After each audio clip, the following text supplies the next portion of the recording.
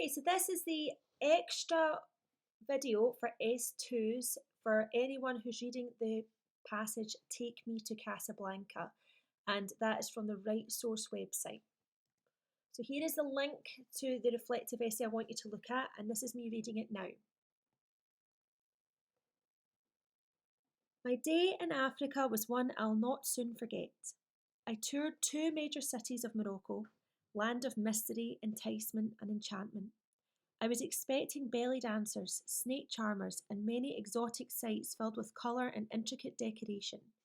While I did see some of what I expected, the majority of what I saw was totally unexpected and will haunt me forever.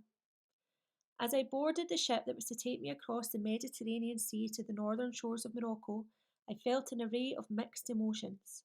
Mainly, I was excited. After all, I was only 13 and about to become tri-continental. The previous 5 days I had spent in sunny Spain, and now I was to travel to Africa for one day. Besides excited, I also felt deeply intrigued and mystified. Moroccans practice the Muslim religion, and Arabic is one of their main languages.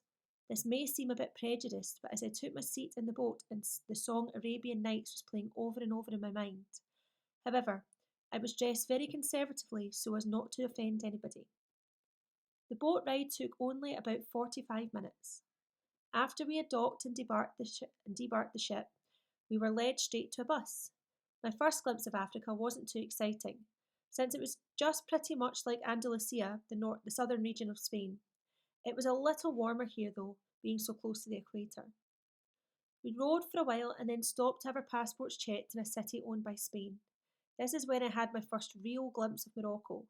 There was trash strewn all over alongside the old cracked pavement of the road.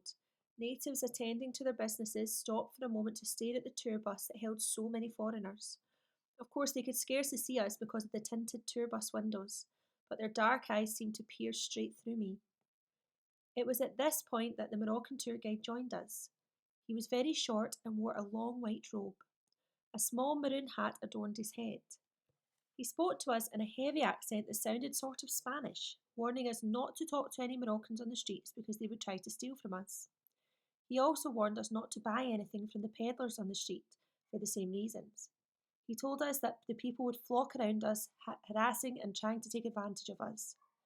I didn't particularly pay attention, however, because I'd heard these speeches when we were warned about the gypsies in Spain, and the gypsies had caused little trouble. I assumed the Moroccans would be the same. After the guide gave his speech, we drove to Tétouan, one of the major cities of Morocco. I can remember thinking we'd never make it there because the narrow dirt road was built a mere 2 or 3 feet from the sheer drop off. When we finally reached Tétouan about an hour later, I looked excitedly out of my window, hoping to see a city in better condition than that of the Spanish town we had just left. But what I saw shocked me. Huge crowds of people stopped everything they were doing to stare at us. Most of them wore dirty, tattered clothing and were startlingly thin. I couldn't help but stare, despite all our tour guide's warnings. My mom gave me a gentle nudge. I hugged my camera closer to my body and stepped off the bus. Almost immediately, the native Moroccans began to step closer to our tour group. Their staring eyes burned straight into my mind. I felt like such an intruder because of the way they stared. My first feeling of guilt came when a woman holding a crying baby accidentally brushed up against me. I somehow managed to apologise, not wanting to offend her in any way. She just looked at me with sad, troubled eyes that seemed to say, "How could you? How could you allow us to live in this terrible life in a third world country?" I instantly felt gratitude for everything I had ever taken for granted. We were led through the narrow back streets of the main section of the town. There were high white walls of buildings on either side of us. These walls had open doorways that were the entryways to small rooms which were homes. People appeared in these doorways and stared at us as if we were gods. Emaciated children and dirty scraps of clothing played in the trash and filth of the alleyways. They gazed up at us and smiled. I always smiled back, while I wondered if they knew there were better ways of life in other parts of the world, or whether they learned that as they became older. Our Moroccan guide led us through small, filthy alleyways that had a distinctive odour that someone said was marijuana. Perhaps these people felt that drugs were their only way of escaping terrible lives. We were led past a small opening in the walls. We could hear the screaming and crying of a small boy, about 3 or 4 years old. His right leg from knee down was gushing blood. My stomach rolled over, and I wished desperately that there was something I could do to help him. A woman wrapped gauze around the wound, but the blood soaked straight through. I felt so rude just walking past. A little while later, we were led into a quaint little restaurant.